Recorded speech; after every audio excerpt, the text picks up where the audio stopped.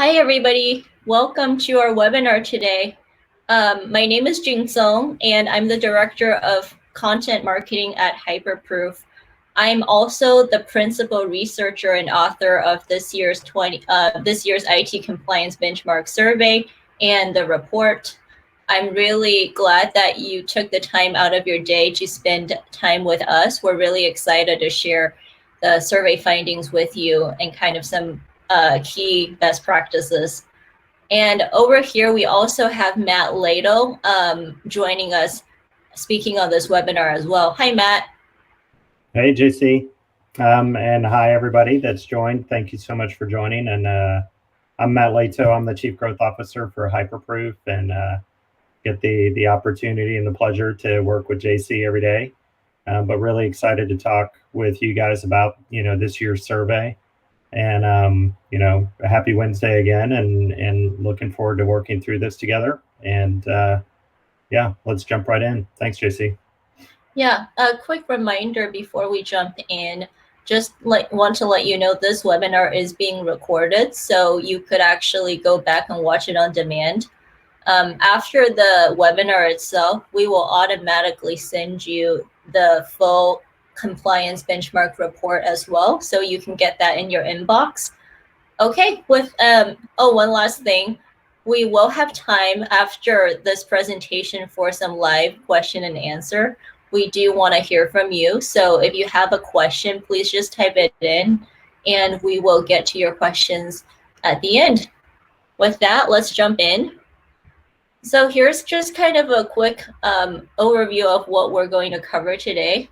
Obviously, we'll be sharing the most interesting and relevant findings from our survey with you. But additionally, we want to kind of share with you what are some key steps organizations can take if you want to get better at managing IT risks consistently and more efficiently. And that's what the compliance operations methodology is all about. With that, I'll just give you a quick overview of the survey so you understand who were the participants in the survey. So we decided, the survey was just done recently in December 2020. It went out to over 1,000 people. About 70% of them work for companies headquartered in the United States, and about 30% work for companies headquartered in the UK. Everybody in the survey come from the technology sector, where protecting data and customer data, corporate data is really important, and so security is really important to them. We surveyed people from companies of all different sizes, so you can see the breakdown over here. And we have companies with a single location as well as companies with more than 10 locations. And so everybody we talked to for this study are people who are directly involved in making decisions about cyber risks and IT risks, and or involved in IT security compliance. So this is a breakdown of the type of people and their decision-making involvement for our survey. And this is just a little bit more information about how these people are involved in making decisions regarding cybersecurity and risk management for their organization. This is a breakdown of primary job functions. As you can see, the vast majority, they sit in IT, but a significant portion, they actually sit directly in information security or IT audit, IT compliance. We have some folks in management as well, and then just a few additional folks in these other functions. Just a quick snapshot of the type of job titles in our survey. But again, the important thing is these people they said they're directly knowledgeable about, and they're directly involved in these kinds of cybersecurity decisions for their organizations. We'll just share kind of some snippets and highlights of the key results, but want to let you know the survey report itself is actually quite comprehensive. It covers a variety of different topics ranging from companies' budget and staffing plans to their concerns, current practices, current challenges in the realms of IT risk management in general, IT vendor risk management, security assurance. And then we also have a lot of questions to understand what kind of tools they're using to manage their operations. And with that, before we share the results, I just want to turn it over to Matt to give us a little bit of context and kind of ground us in what's happening today, what's happening today in the risk landscape. Great. Thanks, JC. Yeah, so I'm sure for everybody on this, on the call to here today or on the webinar, the world took a very interesting turn in 2020, and presented us with a whole new set of challenges as if we didn't have enough already. So I think it starts with COVID. Obviously, I can't imagine that there's anybody on the planet at this point that is not aware of that. But it resulted in some very systemic changes in the IT landscape. Probably the most obvious one is, JC and I, as an example, last year when we talked through the previous year's survey, we had the opportunity to actually be in the same conference room together. And do this together. That's not happening today. We're in our respective homes, doing the webinar today, and that's just indicative of what all of us, or at least so many of us, are dealing with. Is that what one part that changed for all of us as a result of the pandemic is we're working remotely a lot more often, and that changed kind of the nature of what can happen in relationship to cyber attacks. We provided a whole new a set of vectors for people to attack us from, and so certainly that's one big systemic change in the landscape from previous years. Not that we hadn't been worried about remote workers before, but it obviously became a lot more prevalent quick in 2020. Another one, is just obviously using third-party software, and some of the risks that are related to it. Became even more obvious as if it wasn't obvious enough. And I think, the easy example to point to just on a current basis is SolarWinds. Obviously, that was a major attack.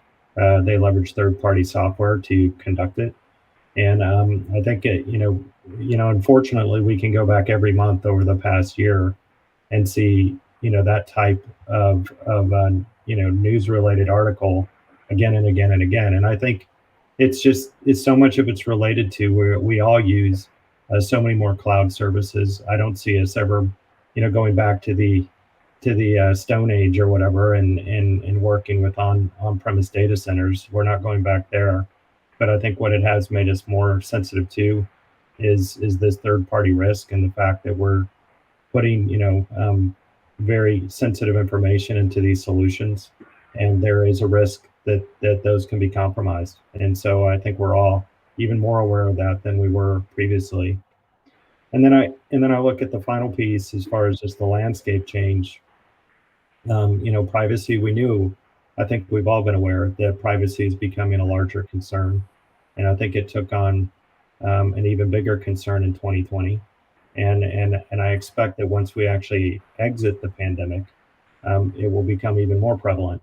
It's kind of taken a bit of a back seat to some of the larger issues in front of us, but I think privacy is not going away. We saw the enforcement of GDPR heavily enforced in the EU, and expect that that's going to remain the case and probably get even worse here in the months and years to come. So what does all of that mean? I think it has major implications for the way that we think about managing IT risk going forward, and how to get even more disciplined. I mean, I applaud, a lot of people on this call, and a lot of people that I have the privilege and opportunity to talk to every day. they work their tails off to manage IT risks. But it's, we'll walk through some data here in a second, but a disciplined approach is sometimes difficult, not because I think all of us want that, but it's become all the more important to achieve. And then, so I think that's a major implication of what's happening above. And I think the other piece that's happening, that's impacting all of us, is the trustworthiness piece. And we refer to it as zero trust.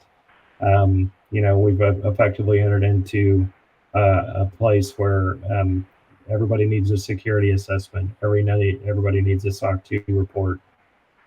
People, need to demonstrate their trustworthiness now in ways that we didn't have to previously, which is an implication of some of the things above too. With that, JC, I'll hand it back to you, and look forward to kind of touching on some of these things later on in the presentation. Okay, great. Thanks, Matt.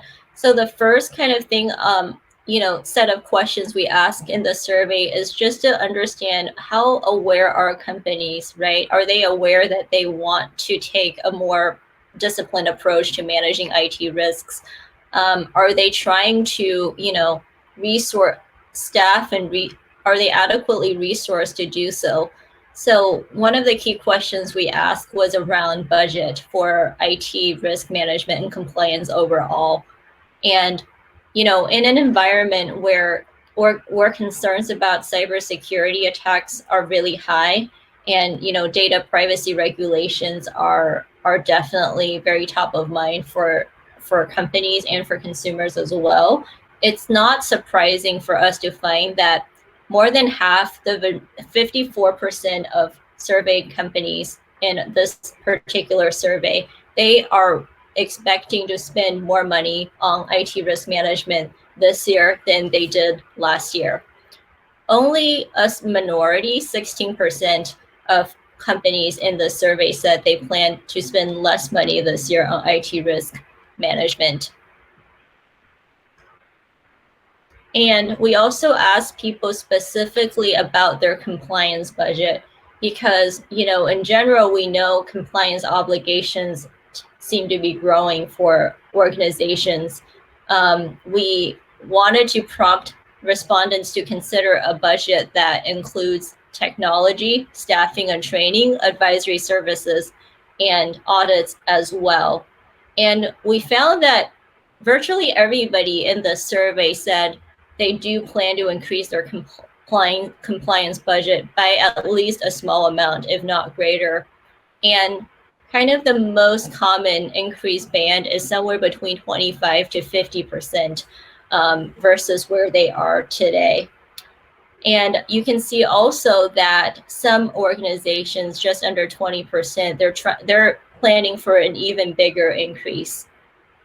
So what's not shown here, but we also found, is organizations that generated more revenue in 2020, they tended to say they're planning to increase their budget in 2021 at a higher rate than organizations that generated less revenue last year. We also looked at kind of what sort of budget differences are there when we look at smaller companies versus bigger companies from an employee count perspective. We saw that larger companies from an employee count perspective tended to plan to increase their budget at a higher rate than smaller companies as well. So we all know on this call that many times these days data breaches start with third parties, vendors, that the software systems we use can serve as an attack vector. So if you store data with a SaaS provider and they suffer from a breach, your data may be lost or compromised, and that could leave your business exposed to regulatory enforcement like the GDPR. And if a vendor doesn't keep sufficient access control over their system, an unauthorized user might breach their system and then attack your data.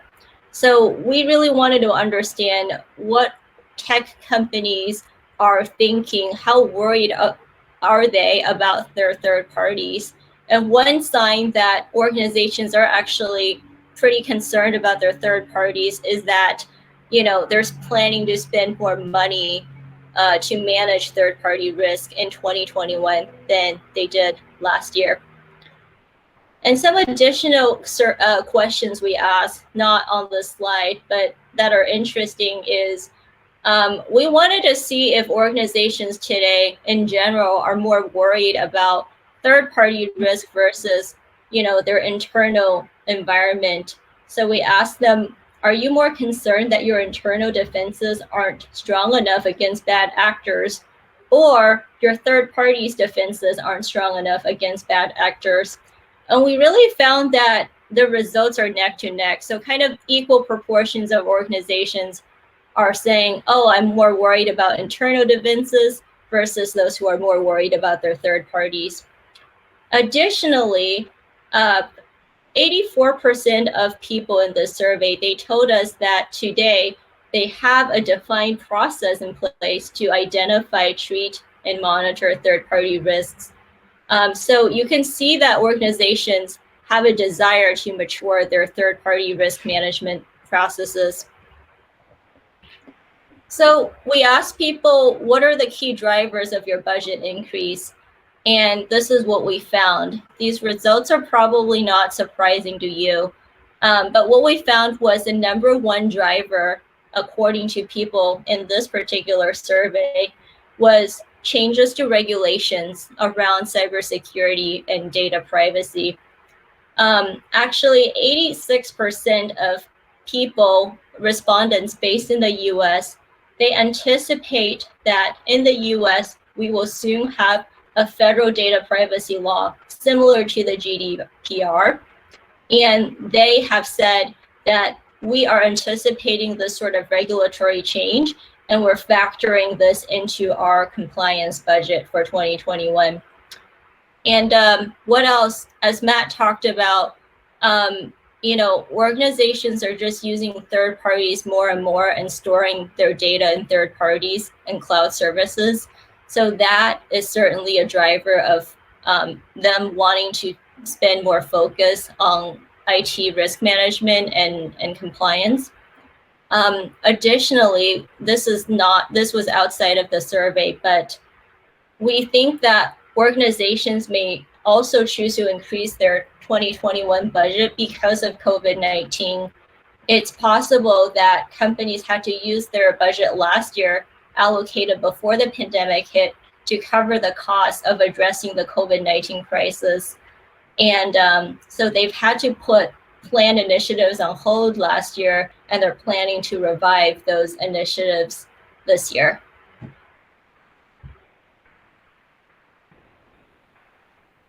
So that's sort of, organizations generally want to spend more money on IT risk management, but what are they doing from a process standpoint, or in terms of specific actions? So we asked people some questions to see what sort of actions they have taken to demonstrate their commitment to IT risk management. And the overall picture we saw is that for the most part, organizations do really want to make a concerted effort to just get better at this. So, for instance, we saw that 92% of surveyed respondents said they want to use a risk management standard or framework like ones developed by NIST and ISO. 78% said, oh, we have clear roles and responsibilities and various owners for their risks. A significant portion said, oh yeah, we conduct risk assessments on a regular cadence, and we audit our internal controls on a regular basis. So, for the most part, organizations do want to get better. That's what we're seeing here. However, when I saw these high percentages, I did wonder if these are a bit too high. And the reason is because we asked people some additional questions on how well or whether they're struggling on some very specific steps of risk management. And we actually saw organizations struggle with a lot of the day-to-day activities. So what we found in our survey is that, in general, a lot of organizations today are still having some significant challenges in managing IT risks day to day. We ask a bunch of questions to understand how well they're doing in day-to-day tasks, and we'll show you those specific questions just in a moment. But the overall picture is organizations are not where they like to be. Nearly 2/3 of respondents today said they take an ad hoc reactive approach to managing their risks. They conduct certain activities in response to events like an incident or an audit, but there isn't a cohesive approach or a cohesive process in place. Additionally, we saw that survey respondents are not able to get through their day-to-day work in a very efficient manner. 1 in 2 respondents say they spend 50% or more of their time at work on low-level administrative tasks, like data entry into their risk register and gathering evidence for audits. They're left with little time to do the more strategic work to improve their security posture. And due to managing IT risk in a fragmented way, 61% of all survey respondents told us they have experienced a data breach or a privacy violation in the past 3 years. So the overall picture is that, there's opportunities to improvement, but the important thing really is we need to understand why organizations are managing IT risk in an ad hoc manner and why those challenges really exist. So, several of our survey questions were designed to understand these things better. And I'll show you the data in a moment. But to summarize kind of the key things that we found that there's really kind of 4 reasons why organizations today, many of them, are managing IT risk in an ad hoc way. The first one is that security and risk management professionals, they don't have a great understanding of how well existing risks are being managed. They don't have a full picture of what controls exist in their organization or how effective certain controls are. Many organizations told us that they just have a limited understanding of their vendors' true risk profiles, and they have limited capacity to detect when a control has failed or it's not implemented effectively. And then finally, people are trying very hard and they're doing a lot of work, but they don't have time to do some of the more impactful work. People are bogged down in low-level administrative tasks. It's taking up 50% or sometimes even more of their total time at work. So we also try to understand why organizations are facing these challenges and how can we remove them. So in that vein, we kind of found 3 things that offer some explanations. The first one is, today it's very time consuming and tedious for organizations to gather critical risk and security assurance information, so they can't make decisions when they need to. Organizations oftentimes use a variety of systems through their IT risk management process, and it's hard for people to connect information silos because multiple systems are being used. And finally, organizations may want to have great processes in place, but they can't implement them because their existing tools just simply don't support these workflows.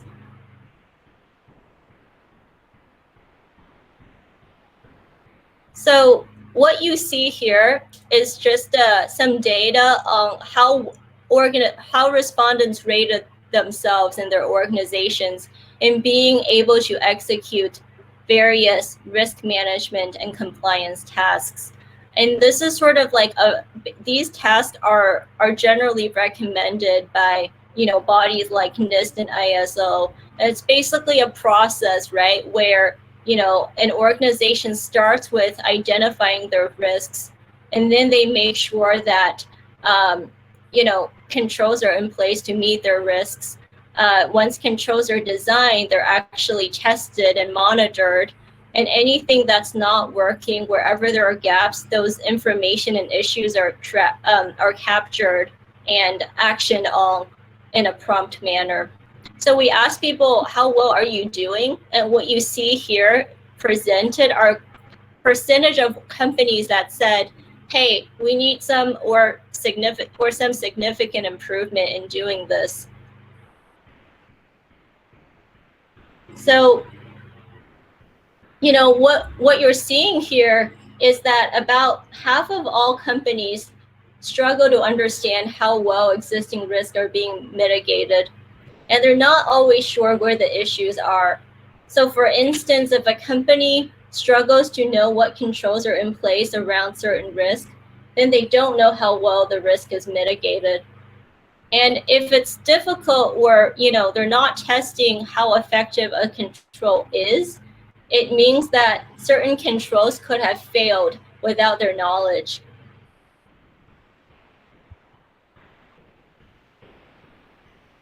So this is a slightly different question we asked. Again, it's around when it comes to managing security and data privacy risk arising from your internal environment, what type of things do you find to be tedious and taking longer than you'd like? And basically there's a variety of things organizations struggle to execute because they are taking too long. So for instance, data entry is something that's quite tedious. And once, risk data is entered and documented, 46% said they still have trouble finding that information when they need it. Almost half of them said it's difficult and tedious to collect necessary information to test the controls, and so on. And so based on these results, right, one of the reasons all of this is tedious is because companies have to switch back and forth between multiple systems throughout their risk management process. And we asked people what type of tools they're using to document and track their risks. And what we see is people often have spreadsheets. In fact, almost half of people are still using spreadsheets to document and track their risks. But then also a significant portion of companies, they also have some sort of risk management software at the same time. And, if you look at these 3 bars that say risk management software, these actually add up to more than 100%.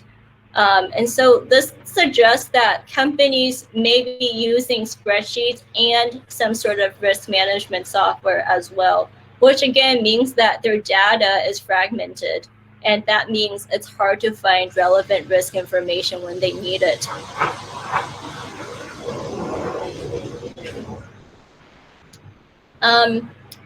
We also asked people a question to see what kind of challenges they face in managing IT vendor risk specifically. And the picture you see here, it's kind of similar to the last slide, but basically organizations have trouble getting complete and accurate risk information on their vendors. And that means that it's hard for them to know which vendors deserve, further attention, which ones really they should be looking at. And again, the reason they're having a hard time getting accurate information is just because collecting that information is really manual and really time consuming. And we also ask people, what sort of tools are you using to identify and manage IT risks from your third parties? And the results show us that they're using a variety of tools, and it's not, these different vendor management tasks are not done in a single place, and that creates some inefficiencies in their workflows.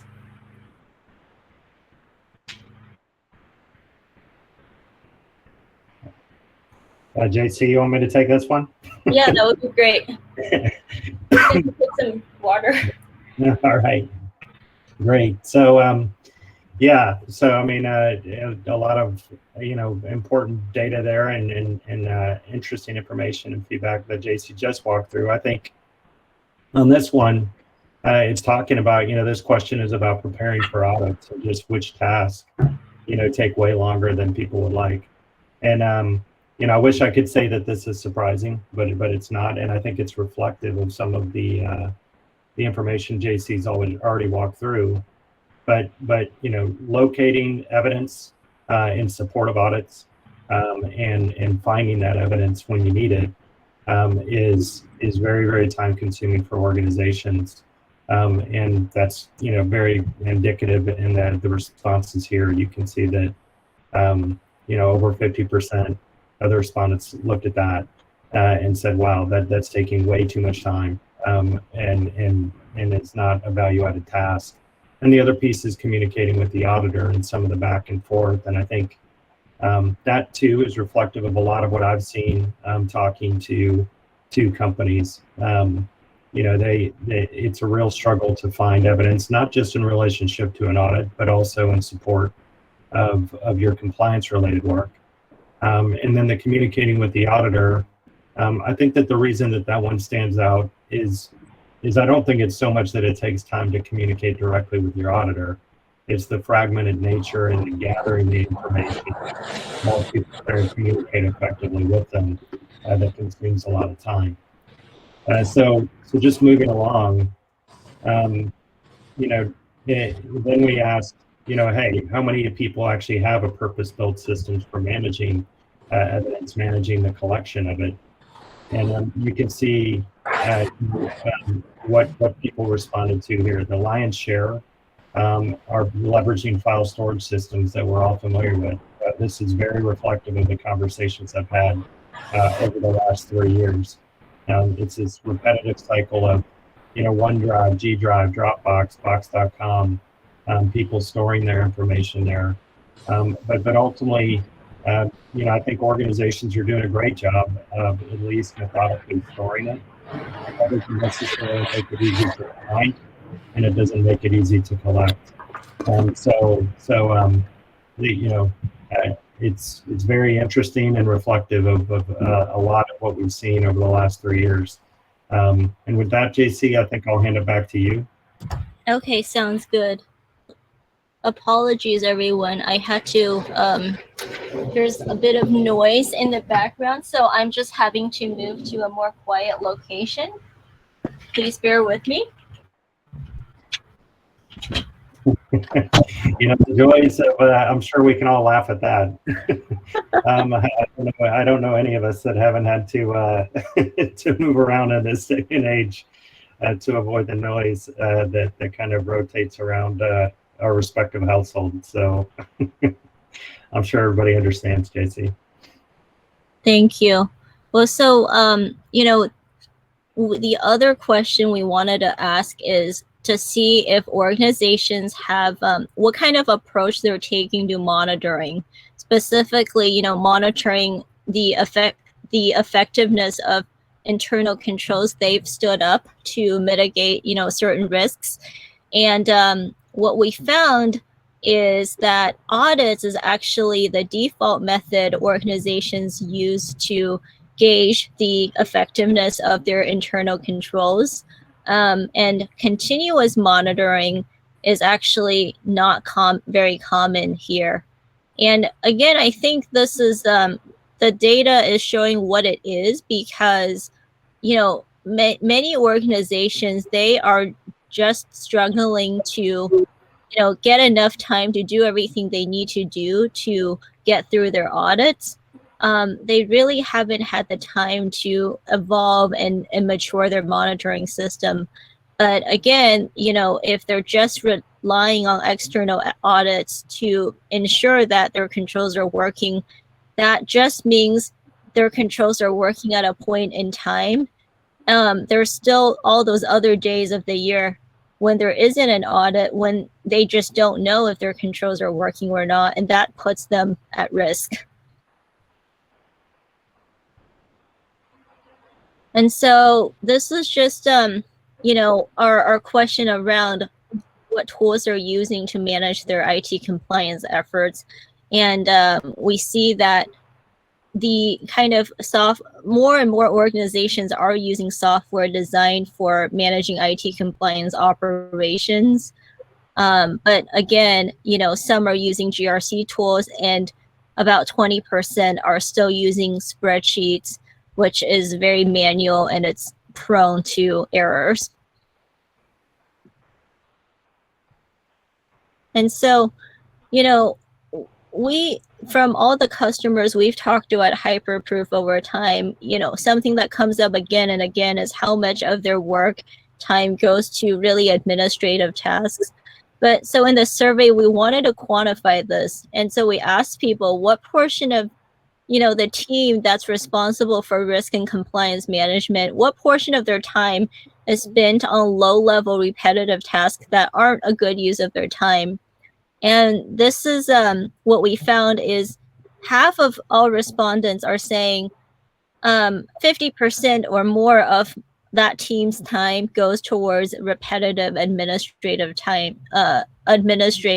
tasks, which again, this is in itself is a problem, because if they don't solve this, then it's really hard to kind of set up, these other things like monitoring.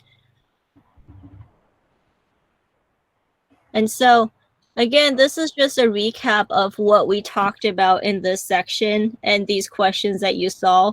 So basically, there's a few things that's getting in people's way, even though they want to manage IT risk in a more consistent, disciplined way. The first is that, there's a limited understanding of how well existing risks are being managed, because the information is not easily accessible and it's not complete. There's limited ability to assess the effectiveness of controls, and limited ability to detect when a control has failed or isn't implemented effectively. And part of all of this is that organizations are bogged down in low-level administrative tasks, so they don't have time to kind of lift their head up and start to fix these issues. And again, these challenges are kind of here because many companies today are just struggling with their existing tools. They're using a variety of different systems throughout their process, so they're not able to connect the dots between the different pieces of information.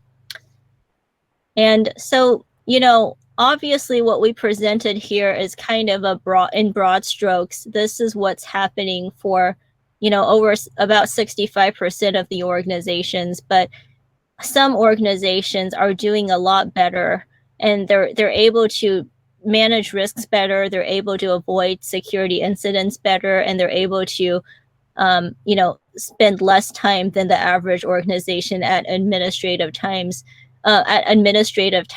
So I think the really important thing is for us to understand what those better organizations are doing and doing differently from the typical organization. So basically, something we really wanted to look at is we wanted to ask the question, does the way you approach IT compliance at your company actually impact the business outcomes and the security outcomes you actually get? And what we wanted to see is how companies are approaching compliance today. Simply speaking, there's two different approaches that can be taken. One is compliance is a function that enforces the rules and regulations. We feel like, compliance is just something we have to do. We have to meet regulatory requirements and these compliance standards because our customers and regulators need us to. Otherwise, it's a barrier to market entry. So it's kind of treated as a necessity, but not embraced. Versus, on the other side, there are organizations that take a risk-first approach or an integrated approach. They critically examine their risks and they put controls in place to address their specific risks. They know they have to do compliance, but they embrace it. So they adopt these IT compliance standards like frameworks from NIST and ISO, or even SOC 2, because they know it's the journey helps them mature their IT risk management processes and practices, ultimately making them better. So in that context, they really treat their compliance programs very differently. The focus is on ensuring that, you know, controls are functioning effectively and designed. They're not just checking off the boxes. So here's the data that we collected on kind of where organizations in our survey pool fall on the spectrum. We see that actually half of all survey companies are in this first bucket, where they kind of view compliance as something they have to do. They kind of view compliance as separate from their overall, you know, enterprise risk management program. Then we have this middle bucket. These companies are saying they do see having a solid compliance program as a benefit for reducing their risks, but their risk management and compliance activities are still typically conducted separately in response to separate events. And then a very small percentage, 16%, these organizations here, they actually have an integrated approach. So they actually, you know, start with their risks first, and they align their compliance activities to their risks. And those things are tied together and coordinated. And so can you guess, of these three groups, which one is best at avoiding security incidents? Anyone?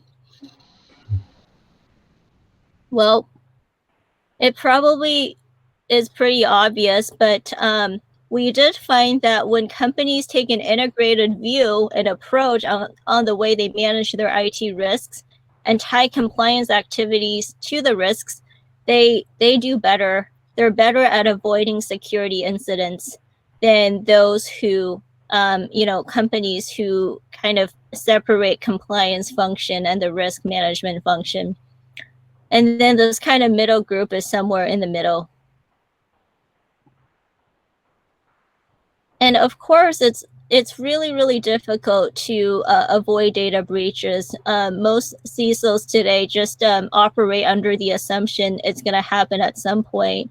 But then it's about, what do you do once it happens? How can you minimize the damages? We found that when there is a compliance lapse, organizations that have aligned their risk and compliance activities, they lost a smaller amount of money in total on average compared to organizations that view compliance as a function that enforces the rules, conduct their activities separately. So we're starting to see some data that there is a real business benefit to kind of managing your risks and compliance activities in an integrated way. And then further, we also found that when companies take an integrated view, they tend to spend a bit less time on low-level administrative tasks compared to companies where, you know, compliance is viewed separately. It's something they do because they have to. So basically, we decided to take a look at the specific actions and behaviors and see where there are differences, right? So, and we found that organizations that manage IT risks in an integrated way, they adopt certain practices that help them respond faster to changing risks and get work done faster than the rest. So what you see here are the key differences in IT risk management practices between the first cohort, those that take an integrated approach, and the second cohort, those who view compliance as a function that enforces rules and regulations. First of all, organizations that take an integrated approach, they tend to have a process in place to track compliance with policies and risk mitigation controls. So they're better they embrace processes. They also tend to embrace technology. They have better technology that supports an integrated risk management approach. They tend to conduct internal audits on a regular basis, more so than the second cohort. they're able to map more of their controls to their risks, so they can see what risks are still outstanding and which ones are not mitigated well. And then additionally, organizations that take an integrated approach, they are twice as likely to have software that is purpose built to help them manage the evidence they need for audits. And additionally, they're also more likely to have multiple methods of monitoring in place compared to those who manage compliance and risks in silos. So with that, I want to turn it back to Matt to share a few steps and key practices to help you take a more disciplined approach to managing IT risk. And with that, back to you, Matt. All right, great. Thanks, JC. Yeah, so just wanted to provide some thoughts on how to improve this disciplined approach to IT risk management. And I think it starts with something that JC's referenced multiple times throughout the research, and it starts with actually adopting one of the great compliance standards or frameworks that are out there, NIST, ISO, SOC, and using that as a guideline, not looking at it as a compliance or regulatory kind of labor, but looking at that as a great kind of standard to actually sit there and mitigate your IT risk, and really looking at it in that light. And then and so I think that that's really kind of critical. And the great thing about NIST and ISO and SOC and a variety of frameworks out there, including CMMC2, is that they're really, you're taking the thought leadership and insights from folks that have been in this space for a long time, and understand where those risks reside, and leveraging those things versus trying to learn them on your own. It's a great way to kind of head off some of the IT risk.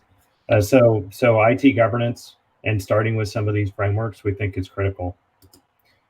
Two, we've talked about this quite a bit. Things are very fragmented, and you saw that in a lot of the research that JC just walked through, where it's hard to do a kind of disciplined approach to IT risk management when your risks are in one place, your controls are in a spreadsheet somewhere, your artifacts are over in your G drive.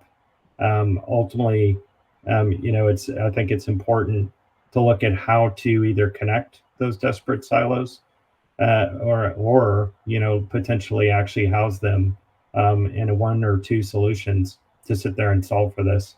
Having them completely disconnected the way they are so many times today just makes a disciplined approach to mitigating these risks very, very difficult, even though I know everybody on this call and outside of this call go to extreme efforts to sit there and be as disciplined as they possibly can be. It's just that the technology is not necessarily supporting them the way that people would like to see it. Three, and we'll focus on really evidence collection.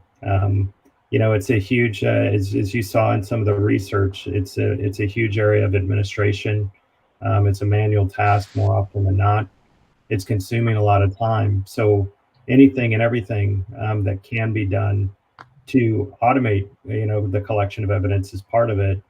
Also efficiently reusing that evidence across your different control sets, especially if you're leveraging multiple frameworks to make sure that your information is secure and that you're mitigating risk. So many of the frameworks overlap with regards to the evidence that's required.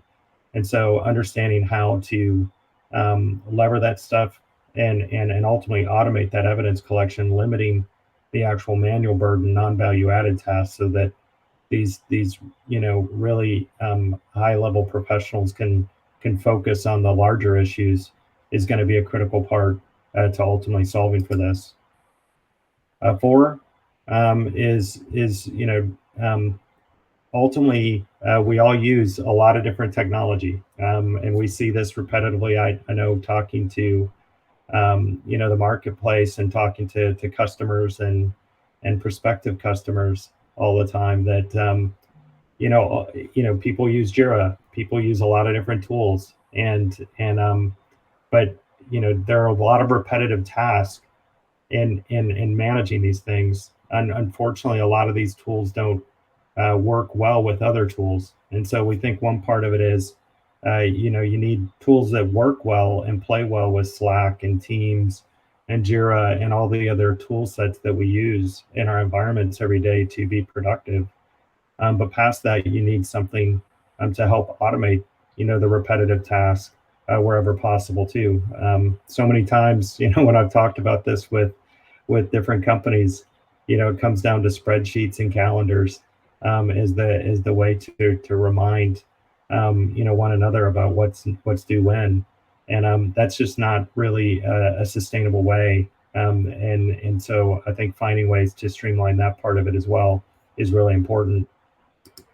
And finally, and it maybe goes without saying, there needs to be effectively that pane of glass or whatever you'd like to call it that allows you to see the total scope of work and understand, what work actually needs the most attention.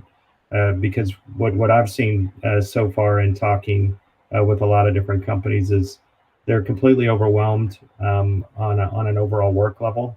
And so the trick, that part may or may not be going away, but ultimately it's where's the biggest issue at hand. What do I need to really focus on to protect my organization? And so having the ability to actually see all of that is critical to make the right decisions on a week-to-week basis. So I'd like to just pivot very quickly to this is very much a Hyperproof thing, and so but we've been noodling on, and we're a software company, just in case you didn't know that. But not surprisingly, we have a lot of engineers. They focus and think about DevOps a lot of the time, and we thought about that concept, about this iterative process of always improving, always getting better, and really how that can be applied to the compliance space and to security assurance as well. And so we coined the term ComOps. And we really think that this is a way to think about solving, for some of the problems that have been laid out in the survey as we went through it. And I think there's the place we want to be, which is we want to be, I think we all strive and endeavor to be in a place where compliance and security assurance is managed consistently week in and week out. That's where we'd like to be. But we, at Hyperproof believe there's some fundamental steps that and things that products need to do in order to be able to get us there. I think one is, there needs to be an actual platform out there, a security assurance platform, one place where the frameworks, the controls, all of these things are defined. But the platform itself has to do a lot more than that. We have to make sure that seamless, that the workflow we talked about, the task, the integration to the other applications where people conduct their work, that needs to be seamless. And, we can't expect people to work outside of the tool set they use every day. Therefore, the task that might be required for compliance related work should be in Jira. And people should be able to conduct their work in the platforms that they tend to work in already. And so making sure that aspect of it's seamless, and that the collaboration that is always ongoing in compliance, is easy to do. Another piece is the automated evidence collection that I've spoken to before. So automated evidence collection, the ability to actually not take away that manual task, add that time back to someone's calendar so that they can focus on more important things, is going to be a real important part of making ComOps work and achieving, continuous compliance. Another piece is continuous testing. As you automate the evidence collection, all of that has to be tested. A lot of that's done manually today. Getting into a place where we can actually create scripts, test that information, make sure that, if there is an issue, that it's escalated within the organization is going to be important. And we believe if you solve for those three things, you're much, much closer you're where, I think we're where all of us want to be, which is this continuous compliance and security assurance space. But unfortunately, the world continues to change. We continue to grow as organizations. We continue to acquire other organizations. So, you know, there's still another step, and it's always an iteration to ComOps where it's, you need to extend. You need to be able to handle, when you're entering into a new market and there are different regulations or compliance requirements. How do you not recreate the wheel and recreate the same amount of work in a different area? So the extensibility of the solution is important. And ultimately, we see this as a process. ComOps is not once and done. The same way as development in today's world is agile, and we release software every 2 weeks. Well, ComOps is an iterative process too. It never stops. We continue to iterate on it and continue to improve. And having a platform that can actually help facilitate that's critical. And of course, what's Hyperproof focused on? That is what we're focused on. Just in case you didn't know, and we're focused on helping organizations actually achieve, what we just described, and look forward to resolving a lot. See the research change as a result of the work that we're doing, as well as a lot of other good organizations are doing too. And with that, JC, I think I will wrap it up and hand it back to you. I would like to just on my behalf thank everybody for their attendance, and I think maybe we're going to try to entertain some questions if there are some with the remaining few minutes. But I just, in case I don't get to say anything else, I'd like to thank you for your time. I know it's valuable. Really appreciate it. And JC, back to you. Well, I guess the same from me. I just want to say the same thing. Thank you for attending this, and really hope that there are some interesting findings that spark ideas for you. And there's some, we have a lot more benchmarks in the full report that you could take a look at and potentially leverage to either, build a business case, to purchase new technology, or to hire staff, and to just understand how you're doing versus others in the industry. So I hope this was helpful. As I said in the beginning, but in case you didn't hear it, you will all be receiving an email from Hyperproof with the full report. We'll send that to you. If you have any questions about the research or about Hyperproof, feel free to reach out to either myself or to Matt Ladle. Our emails are on here. And really, that's it. Let's see if there are any questions.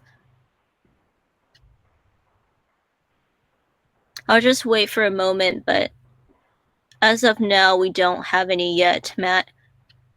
Okay.